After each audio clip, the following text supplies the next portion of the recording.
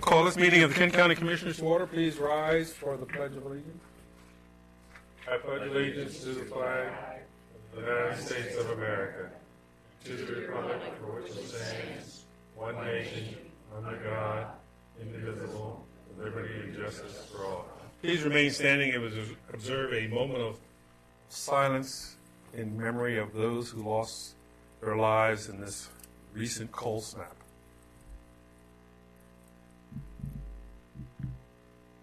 Thank you.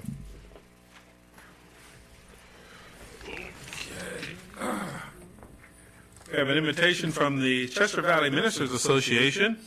Their annual Dr. Martin Luther King Jr. Observance and Breakfast will be held Monday, January 15th, 2018, at the Rock Hall Volunteer Fire Company, Chesapeake Room in Rock Hall, with breakfast starting at 8 a.m.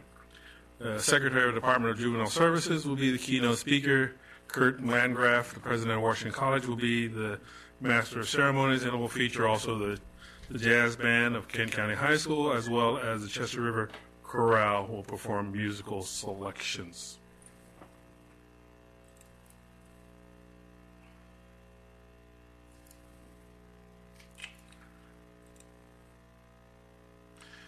All county offices will be closed Monday, January 15th, 2018, in observance of Martin Luther King Jr. Day.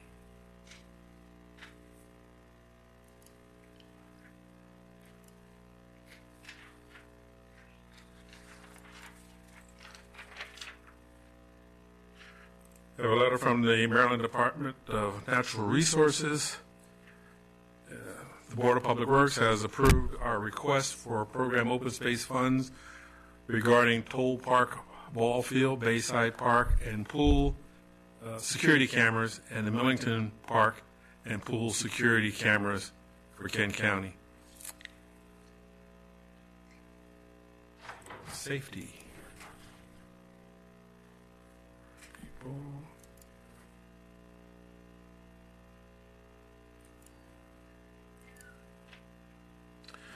From the Maryland Department of Transportation, the State Highway Administration is submitting a joint federal-state application for the alteration of a floodplain, wetland, and waterway to the Maryland Department of the Environment for a permit for regulated activities associated with the replacement of a pipe culvert on MD 298 carrying a tributary of Fairleigh Creek in Kent County, Maryland.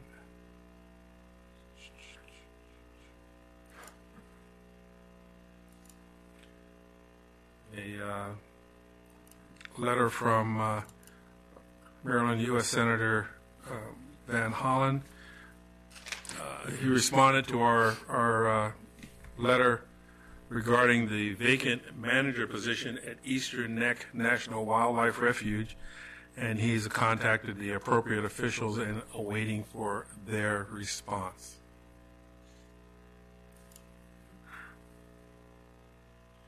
We have 3 sets of minutes, regular minutes, liquor minutes, and closed session minutes for December 19th, and for December 19th. So moved. Second. Properly moved and second, the aforementioned minutes be approved as submitted. All those in favor say aye. Motion is carried unanimously.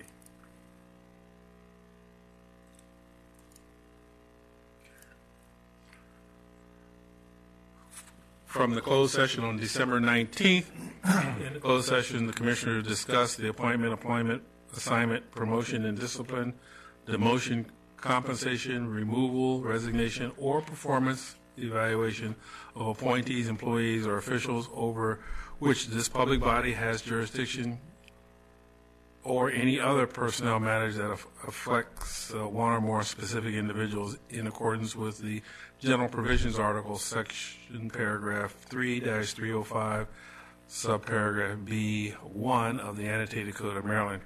The reason for closing was confidentiality of a specific individual's qualification. In the closed sessions, Ms. Heller, Mr. Hale, and Mr. Ramsey Granillo discussed the reclassification of a position to meet requirements of a new state mandate, which takes effect January 1st, 2018.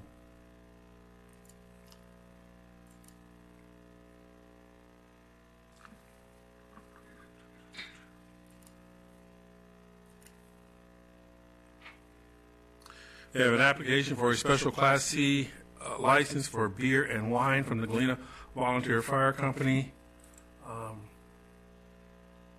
This is for the oyster and ham dinner on January 13th. Since this is an application for a liquor license requires a public hearing, anyone have any comments for or against the aforementioned application? Hearing none. Motion to approve. Second. Properly moved and second, the aforementioned application be approved. All those in favor say aye. Motion is carried unanimously. Okay.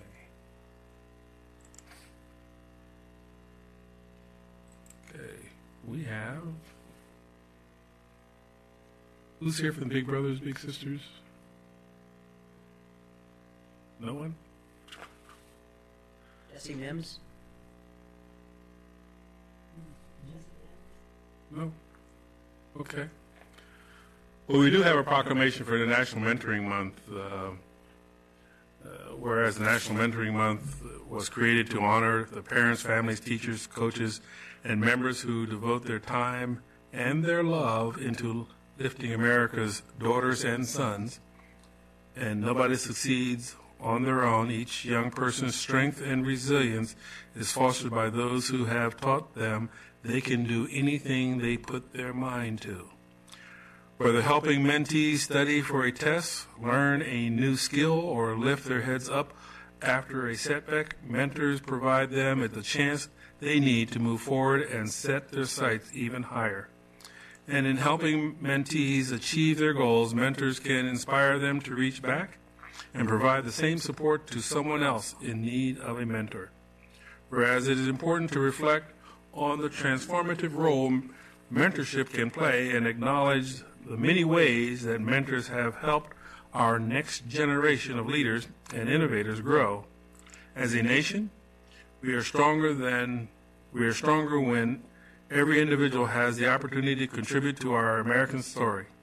By working to give each person a better chance at success, we can unlock their potential and empower them to serve others in the same way. Now, therefore, we, the Board of County Commissioners of Kent County, Maryland, do hereby join the nation in proclaiming January 2018 as National Mentoring Month and call upon the people of this county to observe this month with appropriate ceremonies, activities, and programs. Signed, the County Commissioners of Kent County, Maryland. Will we present this to you? Okay. Mr. John Woodfield and, Good evening, everybody. Thanks for standing. Silence for Georgia. Get one of them. No.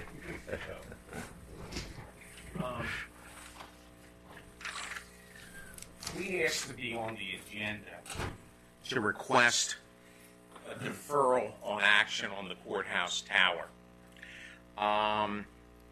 We had obtained alternate space on the hospital tower, and 4 or 5 months after we had an executed lease, we were contacted by the Attorney General representative, MEMS, which is the Maryland. Right. And they said they owned the tower. And our position was that there was no way we were on notice of that, and our lease was still good and enforceable. They said, no, it isn't. We said, yes, it is. That went back and forth a couple of times, where I think the latest is we said, yes, it is. And the holidays and the snow have interceded, but I expect to get a no, it isn't soon. And I don't know who's going to go to court first. So because of that, we've not been able to, we are no longer confident that we can serve the people that the courthouse tower serves through the hospital tower. And we've looked for other alternatives. And one of the, and Mr. Woodfield can tell you who we all serve down here. But we would just like the commissioners to defer any action for 90 days. I can certainly get the county administrator copies of our correspondence back and forth, and which contain the letters from the Attorney General contains, their spurious argument. The letter from me to them contains our very valid argument, in my opinion. And, but we would ask that you just simply defer that action. I think Mr. Woodfield would also like to discuss the cost of replacement of the tower, and well, anyway, I'll let him address that. Why don't you address who we serve with the tower, and who would do service if the tower we weren't able to be on it anymore, and the option of replacement? We have quite a few folks that live off the courthouse tower, but really switching gears, looking at the documentation that was provided by Maryland Tower Service, the county had inspected the tower, who also provided a quote. It is my opinion that the amount that they quoted to remove the tower, that if that were placed out for bid, not just to remove it, but to remove and replace it, that the county would probably most likely receive competing bids for a lesser amount to completely replace it, as opposed to just removing and destroying it. Want to replace it? It has no function for the county. Well, its function is For the county government. That's the primary purpose. Understand? Well, its function for those county citizens who live in the area that it serves. It provides service to them. And today, I just heard secondhand that the president issued some executive order that government facilities are going to be open to people trying to get internet throughout the country. So it does not serve county agencies. I can acknowledge that. But it serves a town agency, Chester Town Agency. and we did enter in good faith into a 5-year lease to lease space on that tower. That was executed by the county. And we would disagree with the experts' report that the tower is unsafe. We had our own person come and look at it, and he says it's fine. I'd climb it today if you needed to. It's fine. So I acknowledge that it's only the clients that customers we've got down here. A lot of them are people with lesser means, public benefit organizations, the town Water treatment plant. And Mr. Pickram, if memory serves me correctly, we're an electrical engineer. The Green engineer, but that's okay. even better. The report the county received came from someone with no qualifications except for experience. It was even rather a poorly written document. Apparently, spell check wasn't even used. from a gentleman that runs a business out of his backyard. I would think that if a professional engineer examined the tower, that would be a more convincing argument than, it's kind of like global warming. I could line people up on both sides of the room that one side would try to tell you that there is no such thing and the other side says it absolutely exists. It's subjective until someone with, better authority than, the guy that runs a business out of his backyard, or, I at least brought a national company down to look at it. But it serves no function for county government. And again, I would... You may have town may be a client, and if the town wants to purchase the tower from the county, that would be taken under consideration. But for the county to maintain that tower for private use, that seems like not an appropriate use of public dollars. If I could add, what will the 90 days give you? Is it a possibility that you'll find maybe some clarity on the hospital tower? We're looking at other options, maybe some finalization on getting enough. I mean, there are other towers that we've looked at, and we're looking at trying to get a substitute. And I think the challenge there as well is we need to see what direction the hospital tower is going to go before I execute a lease for more monies for a duplicate tower.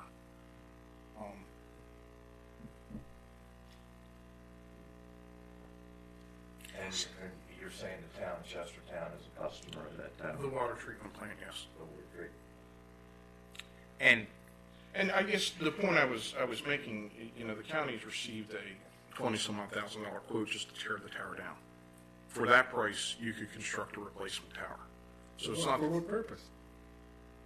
well. The point is why get rid of something if you can replace it and have? For what? Why would we replace it? Again, I've got to use for replacing the tower. honoring the county's lease. Well, Plus, I think that it's part of the county's facilitating private industry's provision of internet service to those people who otherwise would not have it. It's okay. So there is that. At the very least, we think you ought to go back and bid out its demolition. it's entirely separate That issue. is a separate issue. But then if somebody can, a second opinion says it's safe to use, then the question would be, why tear it down? If We're not using it. if it's benefiting a local government, not the county government, but a town government, and allowing some other private industry to provide. And Delmarva provides to those people on fixed incomes or reduced incomes, reduced rate Wi-Fi. I think one of the criteria is if your children qualify for school lunches, or there are a number of things. I mean, I think it's a community benefit. If we were to agree to the 90-day extension to give you the time to try, how much would we be going up and down that tower, or anybody would be? Because we're sort of between a rock and a hard place. I for one, I understand that it provides a service, and but also understand that somebody has deemed it unsafe, and we certainly have to carry some liability with that that we have to worry about as well as anything else. If somebody was to go up there after we've officially said and been told that it was unsafe, that's the part that would bother me more. I honestly don't have a bit of problem in giving you extra time to work yourself to try to find a replacement, because I'd hate to see you lose those customers. But I am concerned about the liability of someone going up that tower. We did at one point begin the process of reaching an agreement We where actually completed that. We worked very hard to get a hold harmless agreement in place.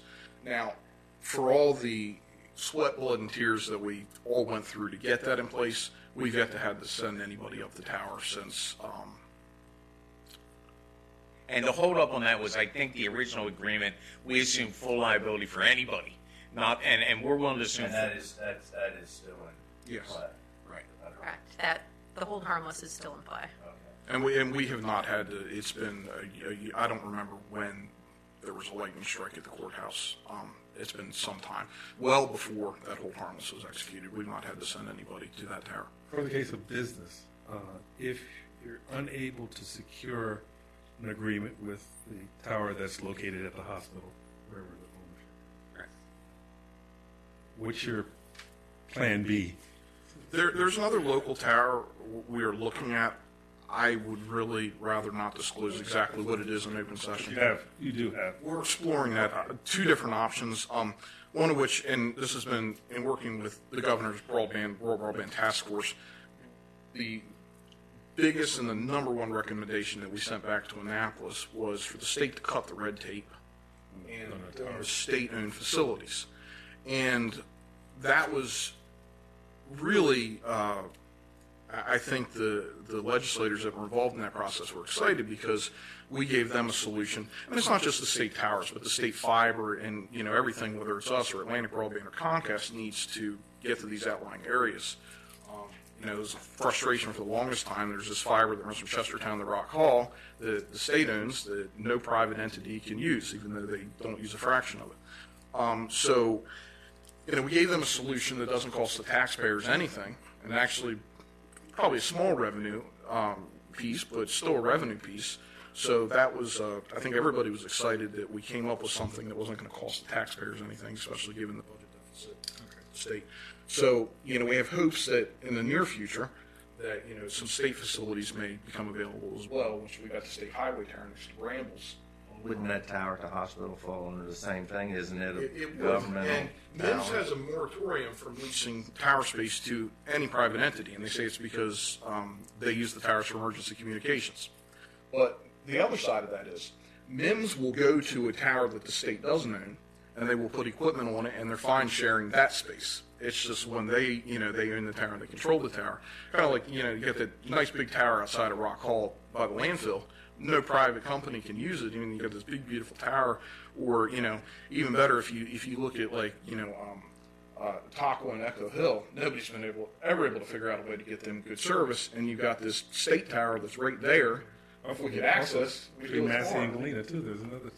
Exactly. And they're on 301. So I'm personally excited at the prospects that the state might finally, and then, you know, President Trump yesterday with the executive order saying, okay, you know, the federal facilities, I don't have an example in Kent County, but in Dorchester County, there's a fish and wildlife tower that sits in the middle of Blackwater that could literally cover 80% of who we can't cover in Dorchester County right now. And now that's finally going to become available. They built this tower 15 years ago. There's not an antenna anywhere on it. It's just literally sitting there, not being used. And it's a 400-foot tower in the middle of nowhere. You got to drive 10 minutes so you can get a bar signal on your cell phone. So, you know, I think some things are moving that way. So, you know, I'm certainly hopeful that we can find a, you know, replacement for the courthouse tower. I just don't think it's going to happen tomorrow. And we did. Mr. Wright will tell you, you know, it cost me quite a bit of money to, I mean, we were back and forth for probably 4 or 6 months with the hospital and their attorneys in Baltimore, and finally getting an agreement we all agreed to. And we finally, like, we're there, they're cashing the rent checks, we put equipment up on it, and then I get a phone call. So it's, 90 days. I think in 90 days we would have a better idea. You know, we could at least come back and report to where we are at.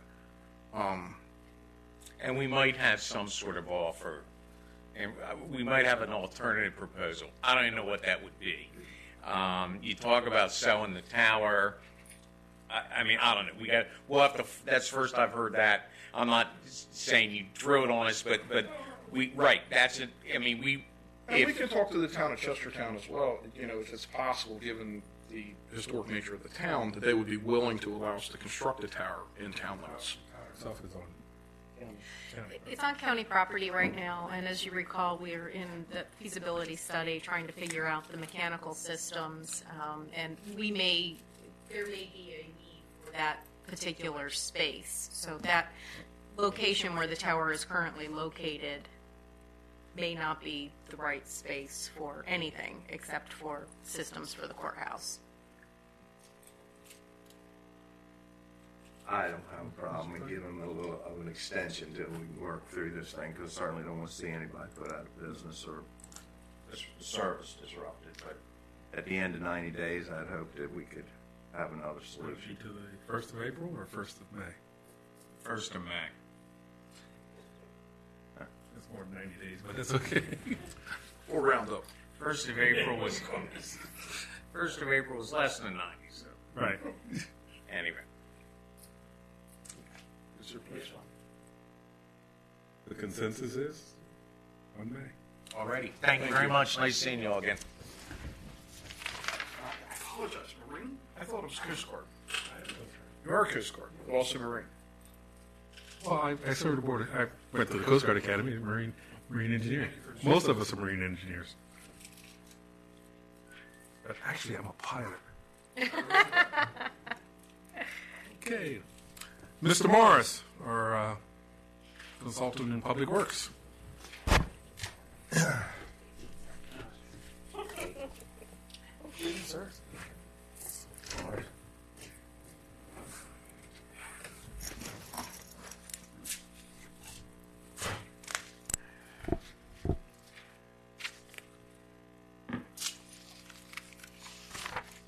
Well, I guess first thing on the agenda is the water allocation request for Rockhall Road. This is Denise Hebron's requested water allocation. She's currently connected to the sewer service. I recommend approval of that. So moved. Second. Part move a second to, for a water allocation to Denise Hedburn down at Rock Hall Road. All those in favor say aye. Aye. Motion is carried unanimously. I guess the second thing in there was a letter from the Radcliffe School children. They're looking to build collection receptacles for nylon fishing cord and put them at some of our facilities, and they're looking to hold fundraisings to get enough money to build the receptacles and also put up the signs that are available there. I think you have, in your package, you had a example of the sign, what it would say and what it's done, also a picture of the receptacle. And we took it to the landings board, and they unanimously approved it and thought it was a good idea. And, you know, if they get full, then we'll collect them and send them to the proper agency for recycling and handling. So there's really no cost to the county per se. I tell you the truth, I honestly thought that someone was doing that, but if I haven't seen it on air plans, I've seen it before. I've seen it too.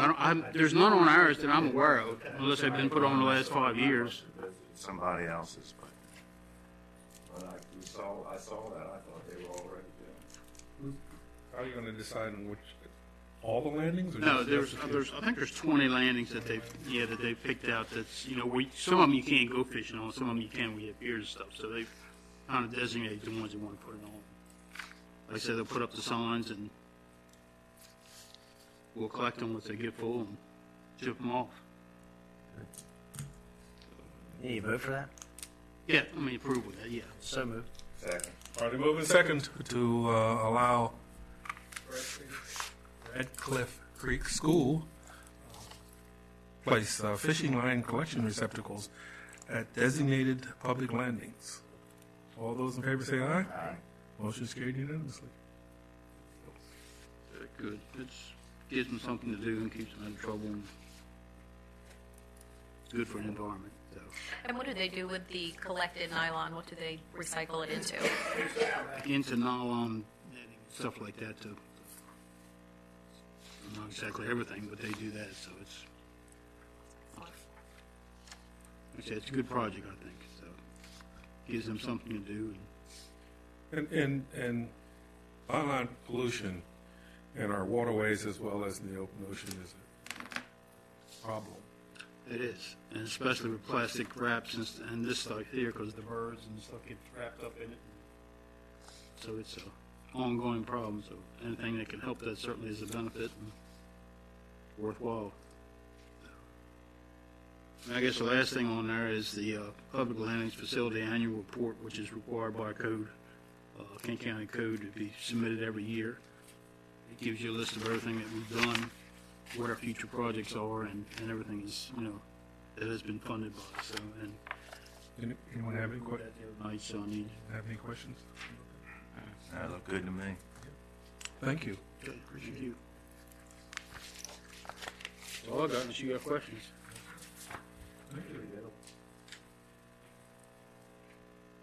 Hang around for later? Excuse me? For later? No? Just trying to scare you. He's your board this evening. You're more than welcome to stay. Okay. Thank you.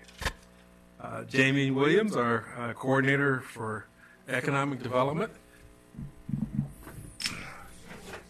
Oh, and Cindy too.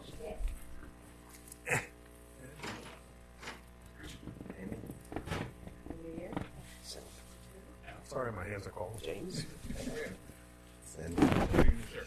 Tim? Good. Okay, we have three quick items. The first one is the request to reappoint 3 members to the Economic Development Commission. The terms expired on 12/31 of 17. Each of the members are willing and eligible to serve a second term.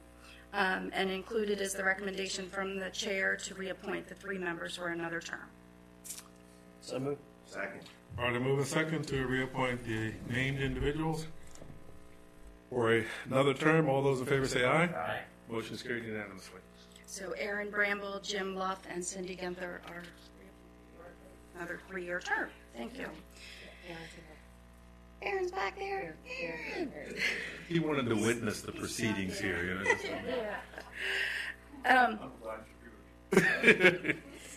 The second item that we have is the approval and signature of a grant agreement. And the county applied for a grant and was approved through the Rural Maryland Council. It's the Rural Maryland Prosperity Investment Fund grant.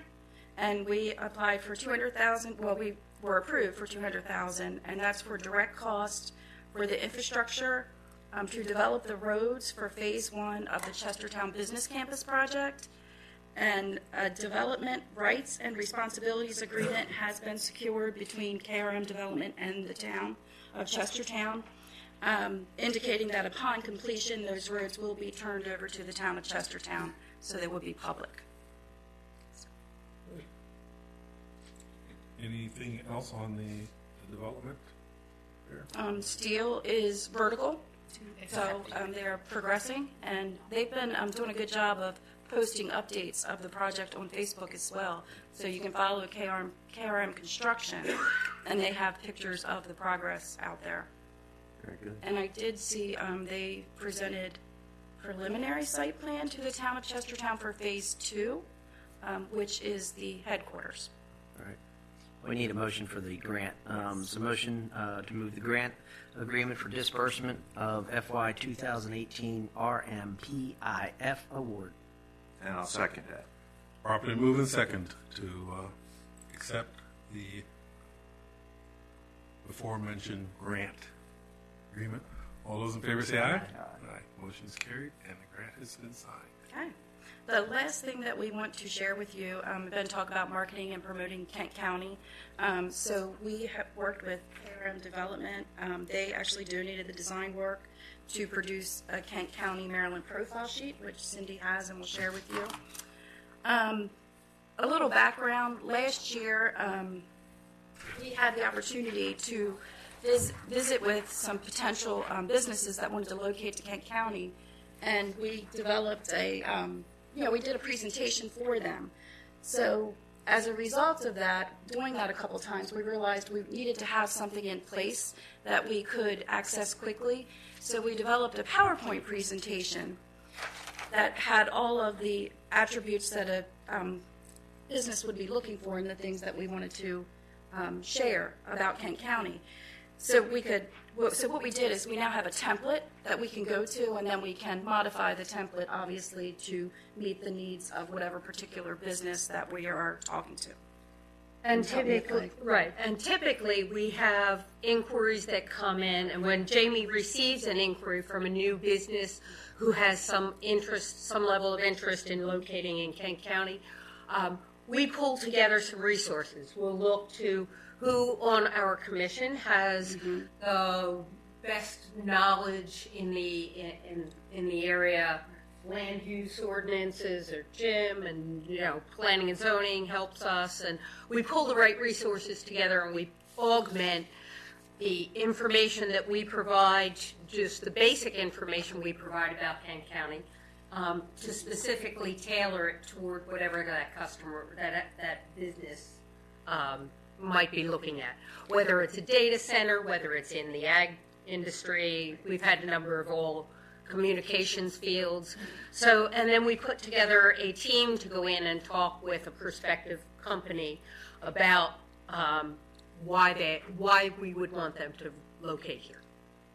Anyway, so this provides a tool, first line of information to be able to go in and talk to them about the location of Kent County being superlative, the support that we have both from a private as well as a governmental standpoint, our super schools, also private and public schools, and the incentives that we can offer to a new business who's interested in coming. So it's just another tool in our tool. Yeah, as a result of the PowerPoint presentation, we realized that was too much. We needed something to get their attention first. So that's Kate recognized that and made it more concise.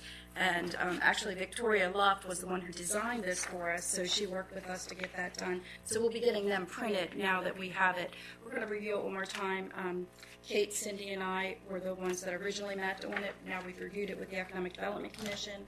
We're going to meet one more time to go over it, and then if it's ready, then we'll have it printed. Do you have a tablet? I have a laptop. Yes.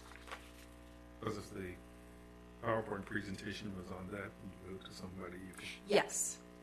Yes. Yeah, and we've done that, but it depends on where we're, yeah. So yes. Yep. Depends on the facilitators. A lot of information. Yeah. How's this? Where? Thank you. It's I got it. Thank you. Thank you. Yeah, and if anyone recognizes anything else, please let us know. Okay, thank you. You know, most people are visual, which is nice with this. But when you say location, where is Kent County? Yeah. Well, maybe if you have space here, maybe a little Maryland map, but here's Kent County. Sounds good. That's good. We keep defining this, but the idea is that, as you said, people are very visual conscious. You can only hold their concentration for a very limited number of minutes. So this document, with both sides, you're going to give them that. Right. Almost instantaneously, that they can look at this side, okay, flip it over, get that side, and within a minute, they can grasp what we're trying to say. Yep. Then we can fill it in after the Very good. All right. Excellent. Thank you. Thank you, guys.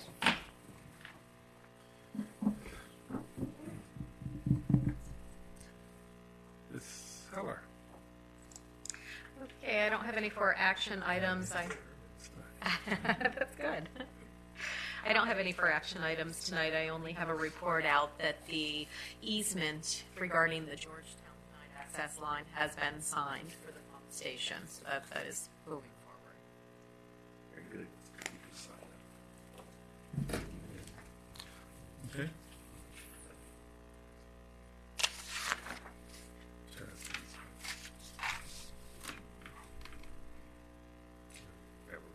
Yeah. He's right. He's getting right to the close. Oh, no, not yet.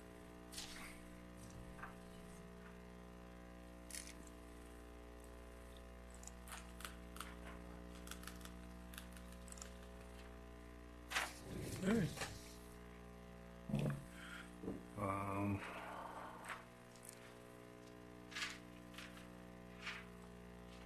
all those who are interested in discussing the Bayshore Campground, please come forward.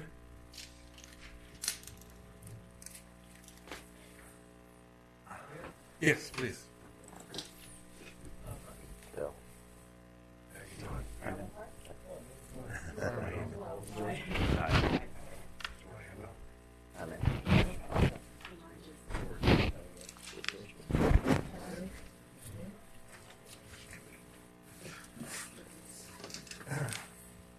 Why don't you start?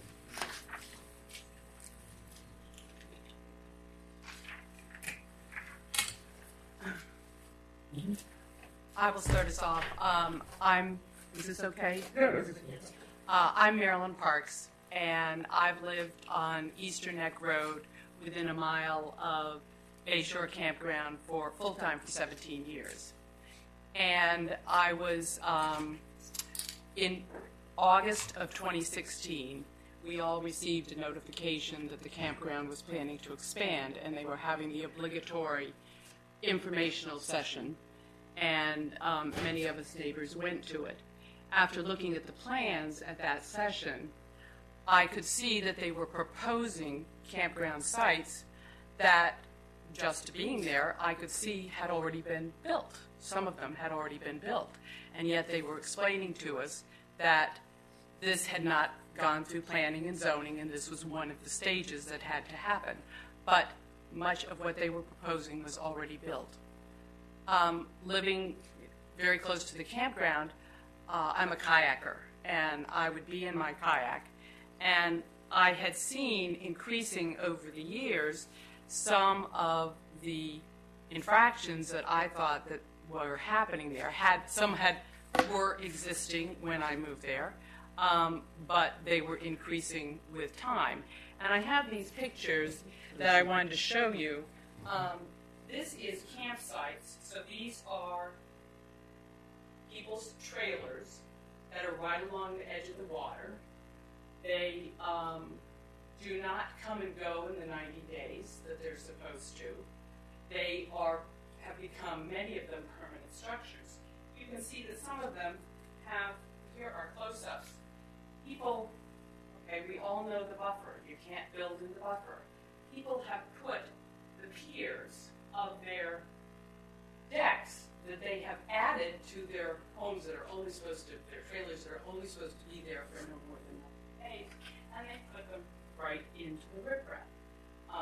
This particular person has added something that's not even mobile. They added a little storage shed or something, and you can see right next to it, they have running water for fishing, for cleaning their fish in the sink that's there.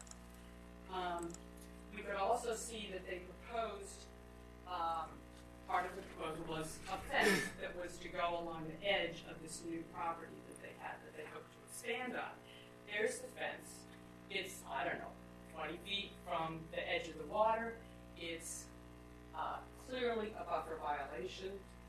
And so after seeing all this, I went to planning and zoning, and I said, I do residential architectural work, so I'm used to going into planning and zoning. And so I said, hey, can you tell me what permits the campground has had over the years?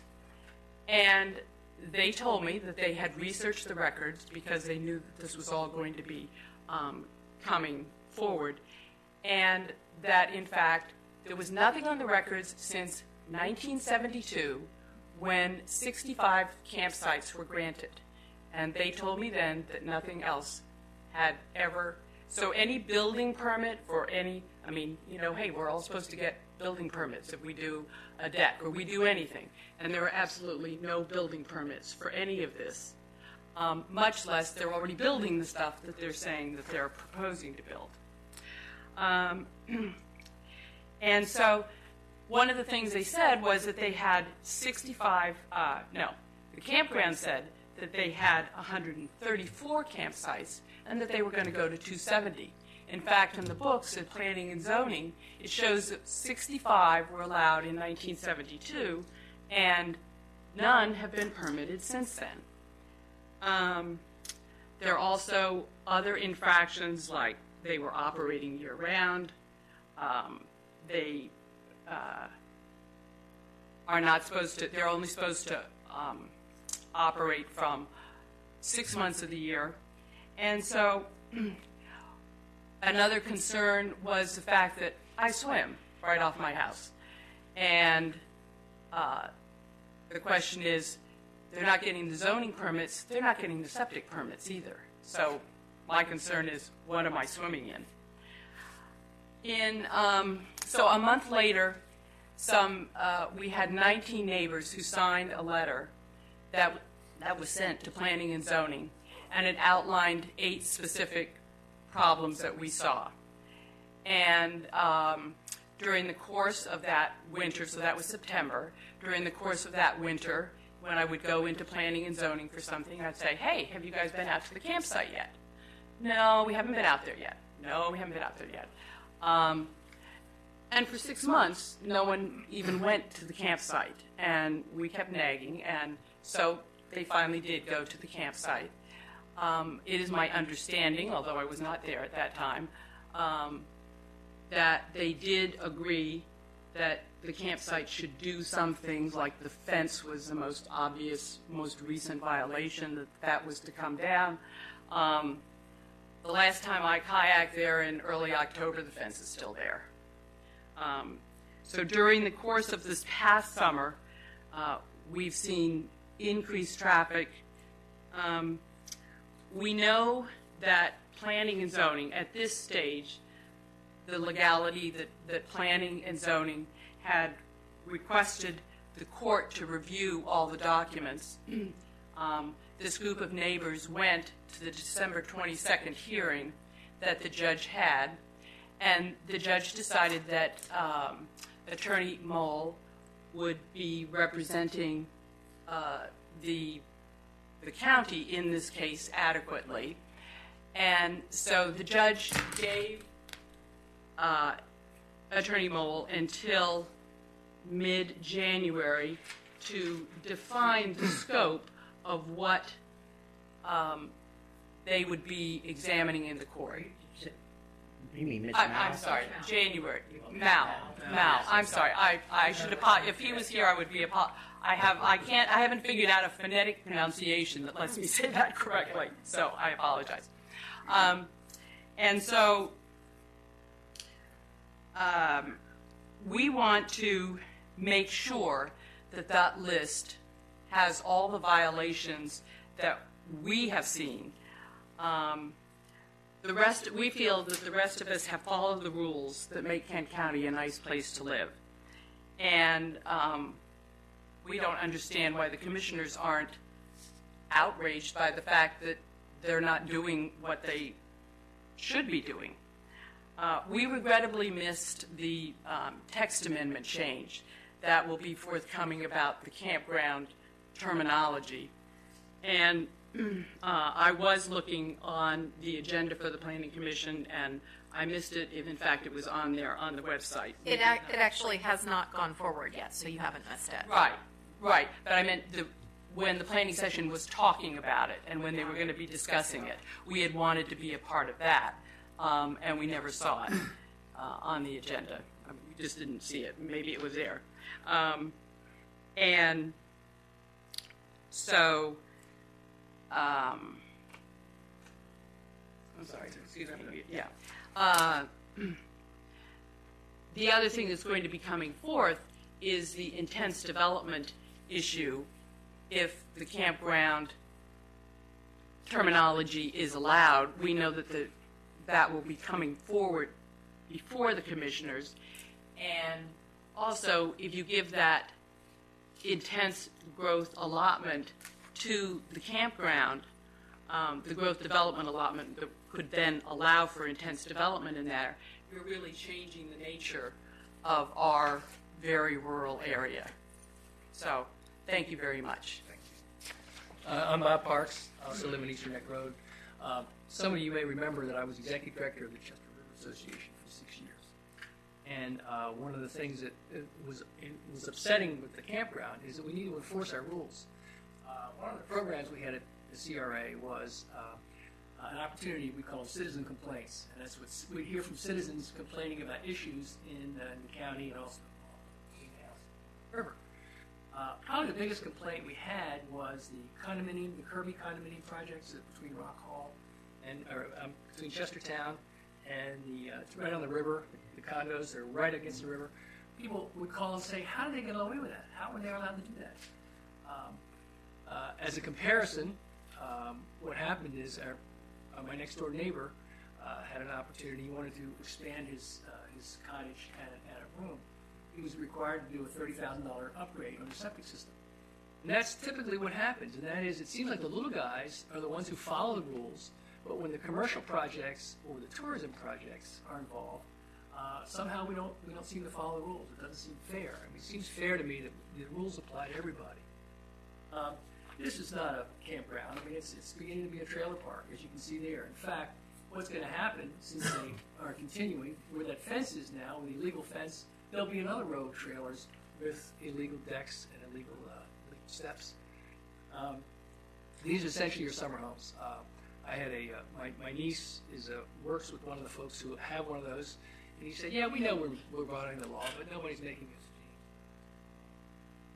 change." So anyhow, that you will have an opportunity for growth allotment. They're kind of precious. It would seem to me that you want to use your growth allotment something more than putting 230 trailers on a really essentially, which is a cornfield in the middle of a cornfield, a couple miles outside of Rock Hall. But if you do happen to do that, then please enforce the rules that are there to prevent this from continuing.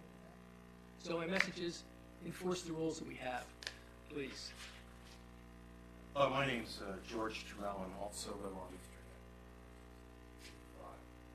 And I won't go over the rules or the environmental impact here, but just as a practical issue, the intent of this subdivision, or I should say expansion of the campground, is to have recreational vehicles like overnighters, not permanent campers through the season. Generally, that brings in big RVs, and just as a practical matter, the infrastructure on Rock Hall roadways, I don't see how it can really have money in. If they double the size and it's primarily all RVs coming there on the weekends, I mean, there's two ways into Rock Hall or down toward the campsite, go through Main Street down, where there's a cutoff line in the lumberyard, and those are all very narrow roads. There's people that bike out there. I bike out there as well. I mean, just those big RVs and on the road, and just all that increased traffic. I just don't see how that will really work. It will just make it a mess. And Rock Hall's a very charming town, and we'd like to keep it that way. And so, expansion to that degree, I think, would just have a real negative impact. Okay, my name is Susan Dromheller, and I live about a half mile from the campground. When I came to Rock Hall, we actually camped at the campground. And we started camping at the campground in 1989 through 1994 under the ownership of Wayne Baker. So that goes back. At that time, I can attest to what was pre-existing there and what was not. I have a couple of discrepancies on the proposal that Mr. Wicks has for his expansion plan of the campground. Can I show you this?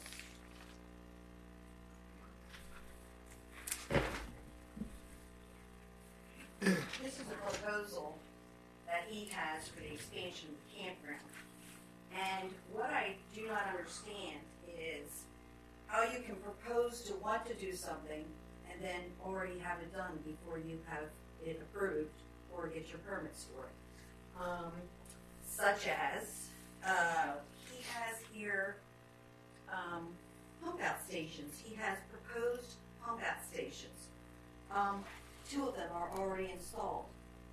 So, Were they state approved? I'm just curious. I do not know. I do not know. I would question that, but I do not know. Also, when we were in the campground, what I have highlighted here in yellow is what was existing. And you can see this line right here, which is 65 campsites. Okay, before Mr. Wicks even got it, it increased over 100 campsites. When Mr. Wicks purchased the property, he has utilized even more campsites that weren't even there that apparently he's claiming to have been there. I think that this needs careful consideration, and somebody needs to take some accountability for this type of action that's going on in there. When we were there, people were bringing in refrigerators. They make additions onto their campers. And at the time, it seemed great to me, like, wow, we can get homes like here. We didn't do it ourselves, but we were like, wow, this is great. Look at these additions. And they would literally be solid additions to these campers with refrigerators in them, electric lines that are going from their camper to the refrigerator across their lots. You know, the sky was the limit there, and at this point it still is. The sky is the limit. We're seeing no control here. We're not seeing anybody go out and make them accountable for what they're doing here. And they are requesting an expansion of 270-some campers. And we're supposed to feel comfortable in what's already going on, and these violations aren't being addressed. And we're supposed to say, wow, great news, go for it. You know, I don't see how this can happen without somebody really checking this out and checking into the violations that are being made. You know, Mr. Wick's lawyer had said that we shouldn't be concerned of the traffic, that we have no proof that there would be an increase in traffic with this campground. And I say to you, what kind of proof do you need if you put 270-some campsites in a campground and not expect a volume of traffic to happen? That was just unbelievable to hear that. The traffic, we have small country roads, and we do not have turnarounds for these. If you don't know anything about campgrounds, if you know anything about campers, there are RVs, there are camper trailers, there are motorhomes. We have no turnaround on Eastern Neck Island Road. They pass by, they're excited when they go camping, many of them, and they pass by the entrance. Well, there is no turnaround on Eastern Neck Island Road. These rigs, these motorhome rigs, do not turn, they don't have a radius that you can just turn around. They literally have to back into personal driveways. So that's another concern. There is no turnaround. And they do, motorhomes do eat up a small country road. You go from yellow line to the white line, and there is no room to spare on a lot of these rigs. We have one ourselves, and we know coming out of Eastern Neck Island Road when we're going to Florida or wherever we're going, that we have inches to spare on either side of our tire. Just give me a minute here.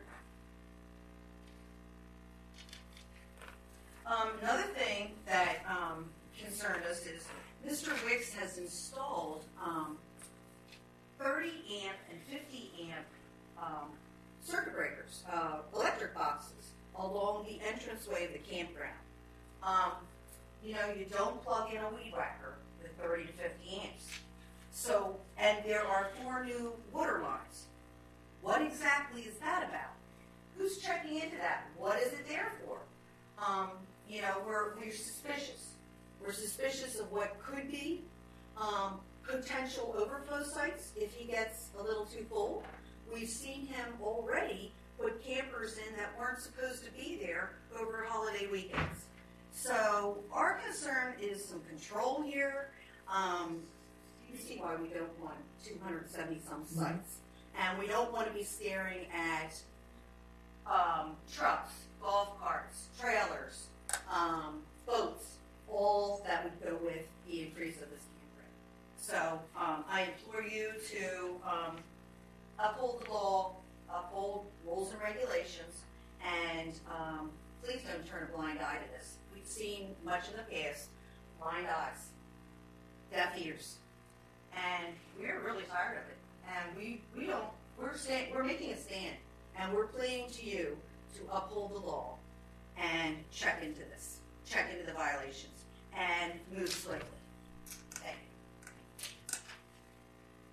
you. Yes, sir. I'm George Hobbs. I live in Wilmington, Delaware, but I just wanted to show you on the map here. I meant to bring a map with me, but this is just a narrow spit of land we're talking about. Goes from Rock Hall out to the Wildlife Refuge. And I think it's, maybe a quarter of a mile wide. Yeah, maybe a half a mile wide, maybe a mile wide, perhaps. So I just wanted to say that this outline, this yellow outline is the property that the organically grown existing campground that was there. Kind of, it started a little campground back in the 50s, no one watched, they kind of went on, and there have been, stages along the way where people have inquired into the campground and it be expanded, and they've been told that it could not be expanded during the period of years that it's been documented. This adjacent property where he wants to expand was acquired. Okay, so this was something that was bought after the fact. So this existing piece is what you would call a non-conforming use. Something that's been there for years, it's not conforming. This new piece of property you're buying is a totally different deal. Okay, so what they're really trying to do is basically put like a Walmart parking lot out in the middle of a rural area. And you start talking about the infrastructure, the traffic, the lights. I mean, you might put lights up there, or one thing leads to the next. In my experience in 30 years in the real estate business, you kind of look at an area, for instance, say, let's take Chestertown, and it grows. You go out, there's a Shaw Shopping Center, out there's a McDonald's. It kind of grows out from the town. You don't just go 3.5 miles out and in the middle of the area without any sort of infrastructure, no sewer, no water, and that's where you generally don't apply your growth allocation that far away from where your infrastructure is. It's grow from nuclear south. I mean, I think that one of the most incredible things.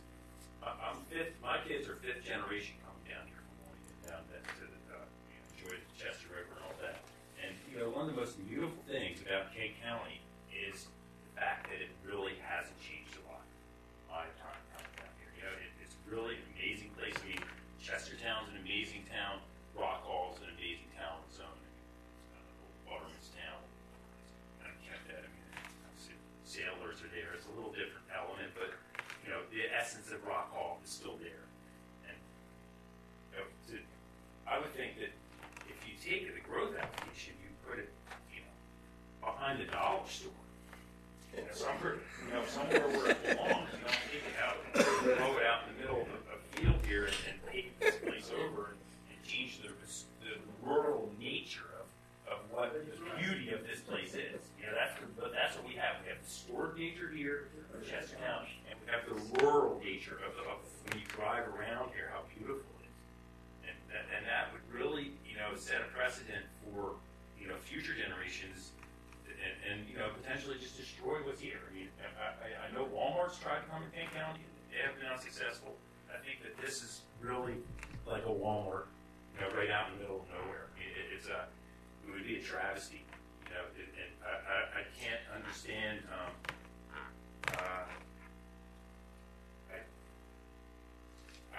I think that the big word that the Chesapeake is something that's out of character. You do something to maintain the character, and that's what I would just end up saying is I think that it's such as Kent County. If you go to Cecil County, it's a very different feel, very very different. And Kent County has an amazing That's above the canal. Yeah. Below the canal, it's like Kent County. What? Below the canal is just like Kent County. Well, I'm saying Cecil County is a very different feel than Kent County. Kent County is There's a canal that runs through Cecil County. It separates it. Right. Well, let's go to Delaware, Middletown. Look there. Okay. So I'm saying, it's even if you go down to Queen Anne's County, I think that's different. This is a really really special place, especially even this town. Chester County. It's easy to say how it's been maintained. I look at all these pictures on the wall here of all these people, that have, obviously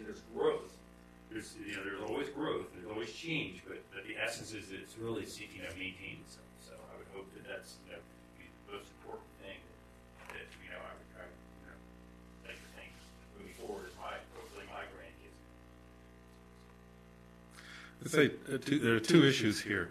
Growth allocation is very separate than what any suspect violations going on in this particular property. Those violations are being handled through a legal challenge in court. So we're not in a position to make comments on those things. Growth allocation is different. That has not come before us as of yet. When the judge said at the December 22nd hearing, let's have the scope of this defined, and our concern is because there was a question of what issues exactly are going to come up in this. And so our concern is that you bring up all of these issues and all of these violations so that they are all looked at. And one could say, could just single out the attorney Val right now. Just come up with something it rhymes with. Could yeah, okay, that'll do it. Could come up with just one small violation, and that's all that would be looked at. That's not the intent. Well, and that is our concern, and that going on down the line, that then they're going to ask for the text amendment change and then apply intense development to it, and then all of these issues, and including, I don't know that we emphasized enough, the noise that deflects off the water. On a Saturday night, you can hear it. So we're all really unhappy. That's what I want. Yes. I'd say one other thing. I took this picture sometime in August, and they put a camper right outside of, literally right off the field. I've never seen it ever in my life. Maybe I saw it a few times this year. I don't know if you guys saw it. Right. Yeah. Kind of like a big finger, if you know what I mean, sticking in the air at everyone. Like I'm parking out here, and you can't do anything about it. This is pictures of what they're doing. This is the newly bought property that they put the fence on, and they're putting campers out. Never got a stitch of zoning for it.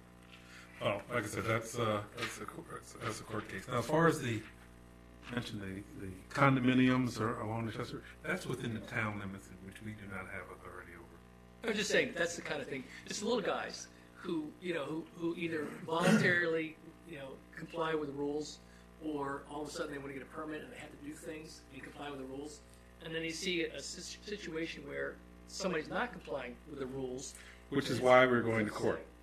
Okay, that is our remedy. We do appreciate that step. Yes. We will aggressively pursue that. And interject. I just wanted to show you. This is Mr. Wicks owns this. This is one of his so-called campers, and it's more like a model park home.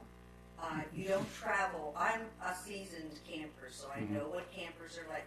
You don't travel down the road and go to and fro with this thing. Doesn't have any wheels. So I don't know if it does or not, but I do know that it is.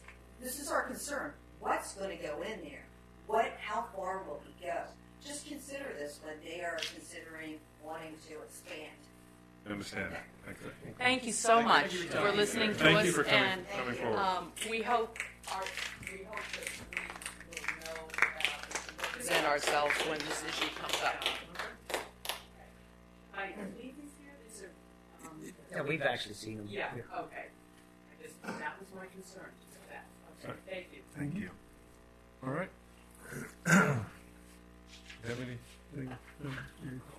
Okay. Anything from the news media? Yeah, actually.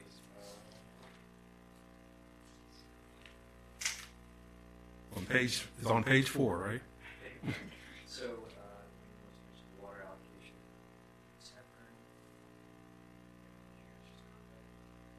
It's just a water allocation. We're giving her a water allowance. She applied She for already water. She already has She already sewer. has a sewer allocation. She applied for water. We approved her application. She's operating off a well, and she wants to hook up to a public water system that goes past her house.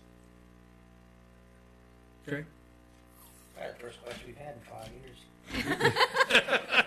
Above and beyond. Yes, sir.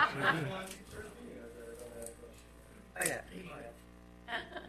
I'm really glad to hear the people on Eastern Neck Road speaking up about the campground. That thing should not be expanded at all. That road could not handle the kind of traffic that would be created by designing more and more large camping vehicles. And they're right, there's no place to turn around unless you go across the bridge at Eastern Neck Island and turn around there. They're not allowed. They're not, it's a wait, there's a wait. There you go. You You're can't not go allowed to across cross the bridge. I'm very glad to hear them speaking up. I will make a comment I read in the gentleman from the papers here. There was an article in the paper this past weekend about the proposals for the renovation of the schools, and they're going to have a public hearing. And there was a quote in there that said that other than the renovation of the high school, it was stated in that article that the county hadn't done any extensive improvements to the school system since back in the 70s. Well, I just had our office go back maybe 20 years, and we've spent $10 million in renovation to the schools in Kent County, not counting the $8 million that was spent on the high school. And if you went back further than that, you'd see a lot more. But it would look like to me when you write an article, you would at least, somebody would contact the county and see if that information is correct before you publish it, because it leaves the reader with the idea that the county's just ignoring its school systems, and that's farthest from the truth. And with Since I think I went back. Let me read. And with a 50% match, that's the total of $36 million. That's, counting the state's money that's been spent on our school systems.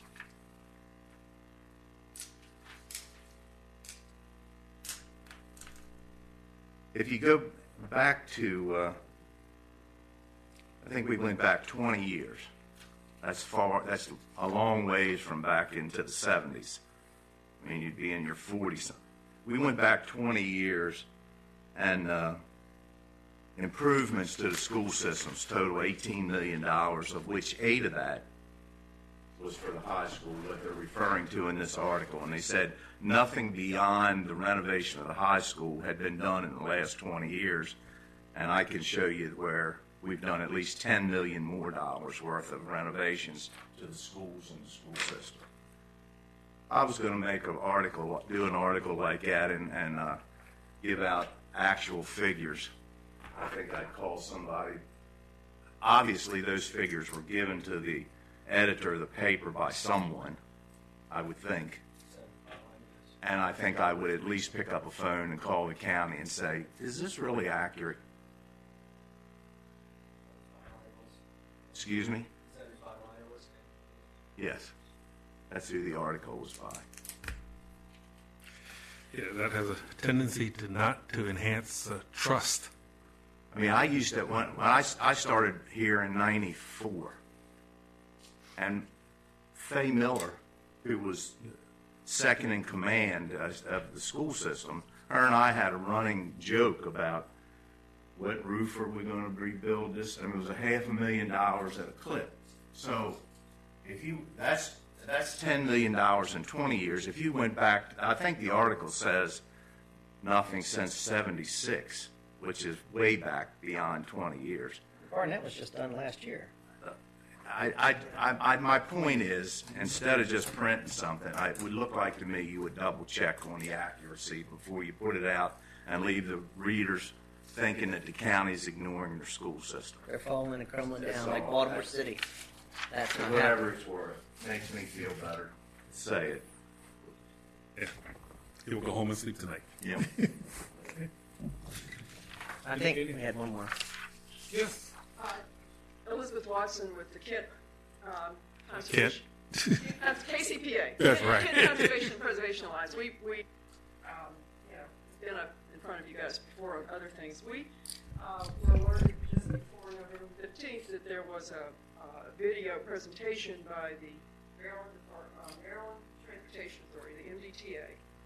about a new Bay Bridge crossing. And on November 15th, we learned they were undertaking a Tier 1 policy, environmental review study. Very serious, very fast-track process to identify by this fall 10 to 15 crossings. During that potential crossings, and then they'll spend 2 more years to figure out which of those crossings they'd like to do. 10 to 15 doesn't have anything to do with the 6 zones that they've zoned, but there's a lot of lines out there now, and a lot more lines are coming. We also learned in looking at the website, watching the video, that they were willing to come and talk. And so Janet, our chair, called them up, emailed them, said, we'd like to have them come talk. So we did meet with them. And since that time, we've decided that we should hold a public information meeting for the public, and that will be on January 25th, 6:30 at the firehouse. Right. And, there's a lot of information. We're going to be a fire hose of information. The main objective is to alert the community, because it's going to take the entire community in this process, get the word to the MDTA that the amazing Kent County is a place that does not need a bridge. And I do plan on attending. Yes, thank you. That's your message. As simple as that. And anyone else, and we'll be putting a lot of word out. Okay. Anyone else? Anything else? Go ahead.